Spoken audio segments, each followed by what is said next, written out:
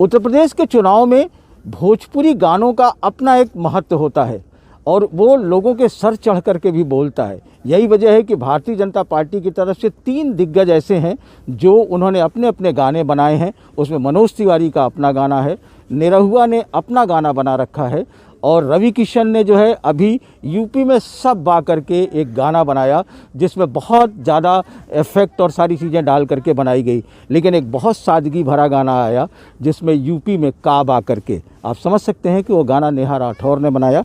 इस समय हमारे साथ नेहा राठौर हैं। उनके गानों में बहुत सी चीज़ें थीं, उनके साथ बहुत से साज और बाज था। नेहा के गाने में बहुत साज बाज नहीं है, एक हल्का सा रिदम है, लेकिन उसके बोल बहुत स्ट्रांग है। यही वजह है कि वो भाजपा के तमाम लोगों के लिए वो थोड़ा सा भारी पड़ता नज़र आया और लोगों पर भारी पड़ता नज़र आया। तरह तरह से नेहा को जो एक बात निकल के आई कि उन्हें लोग ट्रोल भी करने लगे हैं। तो नेहा हमारे साथ हैं, हम उनसे जानने की कोशिश करेंगे कि नेहा, आपने जब ये गाना बनाया तो अब इसको लेकर के किस तरीके की प्रतिक्रिया बीजेपी या उनकी ट्रोल सेना की तरफ से आ रही है? सबसे पहले तो शुक्रिया ये मंच देने के लिए सर, और एनडीटीवी के सारे दर्शकों को भी मेरा शुभ दोपहर। मैंने एक गाना गाया है यूपी में काबा। जाहिर सी बात है मैंने उसमें जनता की बात रखी है और यूपी में चुनाव है और सर सरकार को क्या बोलते हैं अपनी आलोचना, उसमें मैंने सरकार की आलोचना भी करी है। सत्ता पक्ष को अपनी आलोचना पसंद नहीं है तो क्या बोलेंगे, उनकी जो आईटी सेल है ट्रोल मुझे कर रही है, वो हमेशा से करती रही है। ऐसा नहीं कि कोई आज मैंने यूपी में का गा दिया तो कर रही है। उससे पहले भी लगातार जब मैं गाती रही हूँ, मैं हमेशा पॉलिटिकल सटायर गाती ही रहती हूँ और वो हमेशा मेरे पीछे पड़े ही रहते। तो आज कुछ नया नहीं कर दिया, पर क्योंकि चुनाव का माहौल है तो थोड़ा मतलब एक नहीं होता कि पूरी फौज के साथ आना और गंदे अपशब्द लिखने, ये सारी चीज़ें चल रही है। पर कोई बात नहीं, मैं खुद को लोक कवि कहती हूँ, लोक कलाकार कहती हूँ, लोक गायिका कहती हूँ सर। तो मैं हमेशा अपनी जनता को ये विश्वास दिलाने की कोशिश करती हूँ। मैंने जनता को ये वादा किया है कि मैं हमेशा जनता की आवाज़ बुलंद करती रहूँगी। सरकार के पास अपनी मंच है, अपनी मीडिया है। यूपी में सब गाने के लिए करोड़ों रुपया खर्च करके एक गाना बनाया चुनाव प्रचार के लिए, ठीक है, लेकिन जनता का कोई प्रवक्ता नहीं होता। आज चुनाव बीत जाएगा, कोई भी पार्टी जीत जाएगी, 5 साल तक वो जनता का हाल चाल लेने वाली नहीं है कि का जनता हमारा राजकाज में सब कुछ बढ़िया चलत कि नहीं चलत। तो अब क्योंकि कई लोग कह रहे थे, एक तो मैंने ट्विटर पे पढ़ा भी, एक जनी ने लिखा हुआ था, कोई महिला ही थी, कि झूठी हवाई बातें ना करो, FIR दर्ज हो जाएगा। यही गंगा का किनारा सर पूरा लाशों से भरा हुआ था, ठीक है, कुत्ते बिल्ली नोच करके खा रहे थे। मैं तो कहती हूँ उन लोगों से जो कहते हैं कि गलत गाया है, आप एक लाइन उठा करके दिखा दीजिए, मैं उस वीडियो को डिलीट कर लूँगी। मेरे गाने के बोल कुछ ऐसे हैं सर कि बाबा के दरबार बा, खत्म रोजगार बा, हाथ रस के निर्णय जो हत लड़की के परिवार बा। अरे काबा यूपी में काबा, मंत्री के बेटवा बड़ी रंगदार बा, किसानन के छाती पे रौंदत मोटर कार बा, ए चौकीदार बोला के जिम्मेदार बा, ए बाबा काबा। तो आप लोग बताइए इसमें से एक भी लाइन क्या वो बात लखीमपुर खीरी वाली गलत है? हाथ रस में जो रातों रात मैं इसलिए अपनी लाइन को दोहरा रही हूँ क्योंकि लोगों को मेरी लाइनों से आपत्ति है। कोई 1-1.5 मिनट का वीडियो है और उसी पे लगे हुए हैं कि तुमने ये कर दिया, तुमने ये कर दिया। बता दीजिए कहाँ पे मैंने गलत गाया है। हवाई कहीं से भी मनगढ़ंत मैं तो कहती हूँ कि भैया आपको जो करना है आप करिए। एक होता है ना, हम कॉन्फिडेंट है भाई, हमने सही गाया है, सारी चीज़ें हुई हैं। ये तो कह देते हैं ये तस्वीरें गलत हैं, ये वीडियो झूठ है, सब कुछ झूठ है, खाली आप ही सही हैं, ऐसा तो नहीं होता है। तो आपको डर लगता है क्या जो इस तरीके से ट्रोल होता है? दिक्कत सर एक बात मैं आपको बता दूं, किसी की भी गवर्नमेंट हो, चाहे बीजेपी की चाहे कांग्रेस की, अगर उसके शासन काल में अगर प्रजा उससे डरती है तो सरकार को तो सर चुल्लू भर पानी में डूब करके मर जाना चाहिए। हम आपको वोट दे करके उस कुर्सी पर बिठाए हैं और फिर हम आपसे डरेंगे? हमने आपको चुना, हम आपसे डरेंगे कि आपसे आंखों में आंख डाल करके सवाल करेंगे सर, ठीक है? डर नहीं लगता है सर। और डराने वाले लोग कुछ हैं, बिल्कुल हैं। डराते कैसे हैं? ये क्या डराएंगे हमको, ये लोग क्या डराएंगे? लेकिन उससे आपको जरा भी भय नहीं लगता। तो दूसरा सवाल ये है कि आप कहती हैं कि हम आंखों में आंख डाल करके सवाल करते हैं, तो आपका जो सवाल है, आपके जो यूथ है, जो युवा पीढ़ी है, उसमें क्या बहुत अंदर तक पैवस्त करता है? आपको कैसा लगता है? क्योंकि आपके पास तो बहुत SMS मैसेज। हाँ, मुझे मैसेजेस आते रहते हैं सर। अभी तो यूपी में चुनाव चल रहा है तो थोड़ा वो अलग चीज़ें हैं, ठीक है। बिल्कुल बेरोजगारी का मुद्दा, ये सारी चीज़ें हम लोग भूल कैसे सकते हैं? कोरोना काल में ये सारी चीज़ें जितनी जितनी भी बुरी चीज़ें हुई, सरकार एकदम पूरी तरह से उसका व्यवस्था नंगा हो चुका था। ठीक है, बिल्कुल बेरोज़गारी दिवस 17 सितंबर को मनाया जा रहा था, प्रधानमंत्री जी के जन्मदिन के दिन बच्चों ने मनाया था पूरा ट्विटर पे कि एकदम ये करना है वो। तो हमको आते हैं फ़ोन कॉल्स कि नेहा दीदी बेरोज़गारी पे गाना लिखो। बिल्कुल युवा हमको सपोर्ट करता है तो करते हैं लोग। तो मतलब आपका मुद्दा ये अंदर तक जाता है। बिल्कुल। दूसरा ये कहना चाह रहे कि जैसे आप ये जो चीज़ें पॉलिटिकल सटायर लिखती हैं या जो करती है, इसका अंदर से भाव कहाँ से आता है, मतलब किस तरीके से मन करता है, क्या होता है? बिल्कुल सर, मैं खुद को लोक कवि बोलती हूँ, लोक गायिका बोलती हूँ। ठीक है, तो लोक कवि माने जो लोक का कवि हो। ठीक है ना,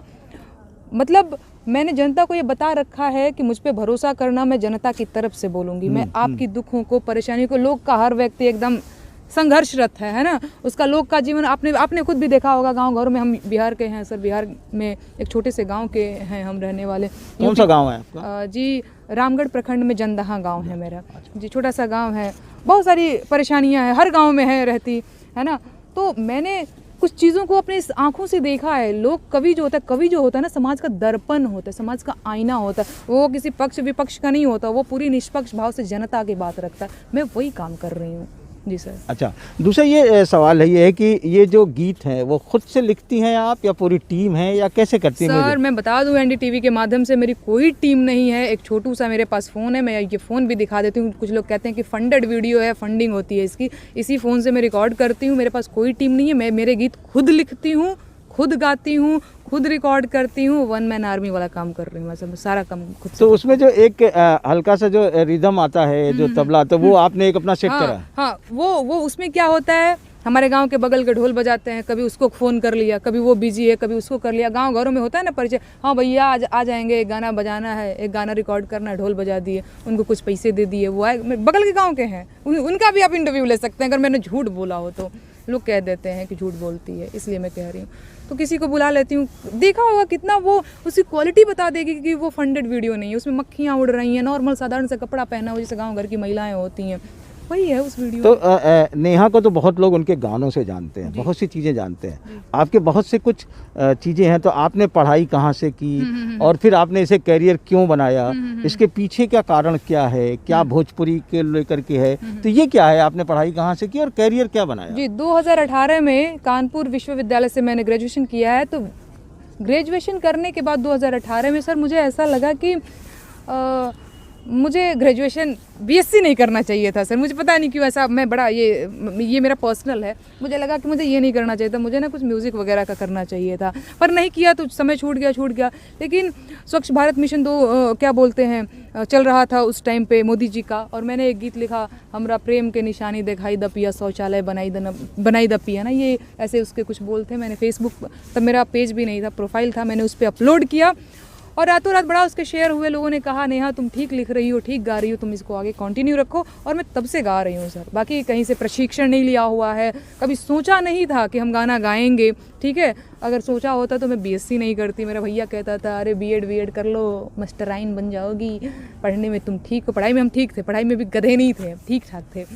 लेकिन बहुत पता नहीं क्यों 2018 के बाद बहुत मन नहीं किया मुझे आगे ऐसे। मुझे लगा कि नहीं यार, मुझे लिखना गाना पड़ेगा। दूसरी चीज़ ये कि भोजपुरी, क्योंकि मैं भोजपुरी में गाती हूँ, मैं हिंदी में बात कर रही हूँ, तो जाहिर सी बात है मैं हिंदी में भी लिख सकती हूँ ना। हिंदी बोल पा रही हूँ तो हिंदी गा क्यों नहीं पाऊँगी। लेकिन मैंने देखा वर्तमान में भोजपुरी संगीत उद्योग में जिस तरह से फुहड़ता, अश्लीलता का प्रदर्शन हो रहा है, पब्लिक प्लेसेस पे लाउड साउंड में ऐसे गंदे गीत बजाए जाते हैं, तो मुझे फिर कहूँगी कि मैं कवि हूँ ना, मैं ये चीज़ें बर्दाश्त नहीं कर सकती। तो मैंने उसको लिखा कि भैया ये चीज़ें नहीं होनी चाहिए।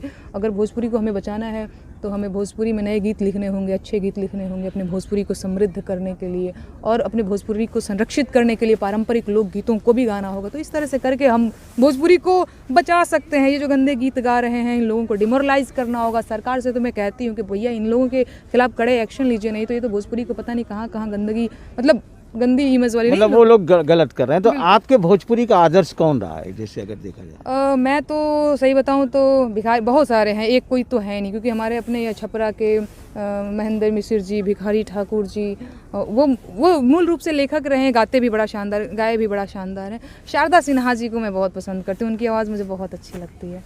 नहीं, जैसे शारदा जी ने जो गाया, लेकिन जो भिखारी ठाकुर ने गाया, हाँ। वो उन्हीं सामाजिक कुरीतियों को भिखारी ठाकुर ने लिखा भी और गाया। लिखा भी और गाया भी, उन्हीं सामाजिक कुरीतियों को लेकर के उन्होंने लिखा और जी, गाया। जी, जी, जी, जैसे उनका बेटी बेचवा हो या पनिया के जहाज से, मतलब जो उन्होंने ये लिखा कि रेलिया न बैरी जहाजिया न बैरी, है ना, ये नौकरिया बैरी ना। वो गाने कितने सुंदर हुआ करते थे ना। तो आपको लगता है क्या कि कुछ उसी तरीके से आप करना चाहती हैं, उस तरीके की कोशिश है कि जो समाज की कुरीतियाँ उनको आगे बढ़ाना चाहती हैं? बिल्कुल बिल्कुल सर, मैं महिलाओं के शोषण पे गीत लिखती हूँ, मैं बेरोजगारी पे लिखती हूँ, अशिक्षा पे लिखती हूँ, बदहाली पे लिखती हूँ, ये सारी चीज़ें लिखती हूँ, पॉलिटिकल सटायर लिखती हूँ, तो मैं उसी पे काम कर रही हूँ कहीं ना कहीं। अच्छा, अब हम आपके उससे आते हैं कि राजनीति में आप कुछ ये जो आप न चाहते हुए भी आप राजनीति नहीं करती हैं, लेकिन न चाहते हुए भी तो आपके गाने जो हैं आपको राजनीति की ओर ले आते हैं। आप चूँकि पॉलिटिकल सटायर लिखती हैं, देखिए सर, तो इसमें आपको क्या लगता है कि क्या क्यों आप इस तरीके की चीज़ों पे आती हैं? देखिए सर, मुझे हमेशा लगता है कि लोग कह देते हैं कि ये तो विपक्ष की एजेंट है, क्या क्या लिख देते हैं। मुझे हमेशा लगता है कि जनता को हमेशा विपक्ष की ही रोल में रहना चाहिए। ठीक है, हम जनता हैं, ठीक है, हम तो सवाल आपसे पूछेंगे। अब इनडायरेक्टली कहीं ना कहीं विपक्षी पार्टियों को हो जाता है फ़ायदा, क्योंकि भाई नेहा सिंह राठौर, अरे भैया जो विपक्ष को काम करना चाहिए, जो मीडिया को काम करना चाहिए, वो नेहा सिंह राठौर काम कर रही है सर। तो कहीं ना कहीं चीज़ें वैसे हो जाती हैं। पर मैं जनता को, देखिए लोग कह देते हैं ये तो विपक्षी पार्टी की एजेंट है। हम कहते हैं आप बता दीजिए एक लाइन जिसमें मैंने जो विपक्षी पार्टियां हैं उसकी मैंने तरफदारी करी हो, तो ना होगा कि विपक्षी पार्टियों की तरफ से गा रही हूँ। मैं तो जन के इश्यूज़ को गा रही हूँ, है ना। जैसे हाथरस में जो हुआ, लखीमपुर खीरी में जो हुआ, ये सारी चीज़ें जो हो रही हैं, मैं तो उसको लाइन बाय लाइन लिख रही हूँ। तो सर हो जाता है, लोग ऐसे रिलेट कर लेते हैं, पर ऐसा नहीं है। ये जो समझदार है उसको पता है कि मैं जनता की बात कर रही हूँ। अच्छा, एक अगर आप वो कर रहे हैं तो जैसे आपने कहा कि यूपी में काबा, यहीं अभी मुलायम सिंह के परिवार की उनकी एक सदस्य हैं, वो अपर्णा यादव, उन्होंने आज बीजेपी ज्वाइन किया। उन्हें कह रहे हैं कि बीजेपी में सब बा, उन्हें सब ठीक लग रहा है। इस पर आपको क्या कहना है? नहीं सर, हर व्यक्ति स्वतंत्र है, हर व्यक्ति का अपना अलग अलग विचारधारा है, पॉलिटिकल विचारधारा है। क्या अपर्णा यादव जी अगर बीजेपी ज्वाइन कर रही हैं, भैया उनको बधाई, है ना। वो जाने वो कौन सी पार्टी ज्वाइन करेंगी, नहीं ज्वाइन करेंगी, कौन उनका फेवरेट है, नहीं फेवरेट, तो सारी चीज़ें बड़ी व्यक्तिगत होती हैं सर। सब आज़ाद है यहाँ पे, कोई भी पार्टी कोई ज्वाइन करे। तो अभी आप सिर्फ एक ही गाना बनाएंगी या कुछ अगला गाना भी प्लान कर रही हैं इस यूपी के चुनाव में? नहीं, बिल्कुल अगला वो पार्ट 1 है, पार्ट 2 पे मैं काम कर रही हूँ। वो क्या है, अगर एक दो बोल अगर उसके कुछ इस तरीके से आ जाए? एक्चुअली सर ना, मैंने उसको पूरा लिखा नहीं है, मैं अभी सोच रही हूँ कि मैं लिखूँ क्या। लिखना तो तय है, ठीक है, लेकिन इन 2 दिनों से मैं इंटरव्यूज देते थोड़ी थक जा रही हूँ। लेकिन उसकी थीम किस पर आएगी? कुछ यूपी में काबा ही आएगी, काबा यूपी में ही काबा, क्योंकि उन 4 लाइनों में वो पूरी यूपी अभी दर्शा नहीं पाई हूँ मैं। अभी बहुत सारी ऐसी चीज़ें हैं जो बताना है कि काबा। तो ये है नेहा राठौर, जिन्होंने बहुत बेबाकी से हर सवाल का जवाब दिया। और यूपी में काबा का अभी पहला गाना आया है, अभी दूसरे गाने का आप लोग इंतज़ार करिए, वो फिर एक कोई पॉलिटिकल सटायर लेकर के आएंगी। और जिस तरीके से इन्हें तमाम तरीके से ट्रोल या कुछ किया जा रहा है, उससे वो बेहद एकदम बिल्कुल नहीं परेशान है और आगे भी वो काम करना चाहती हैं। वाराणसी से पुरुषोत्तम के साथ अजय सिंह, NDTV इंडिया।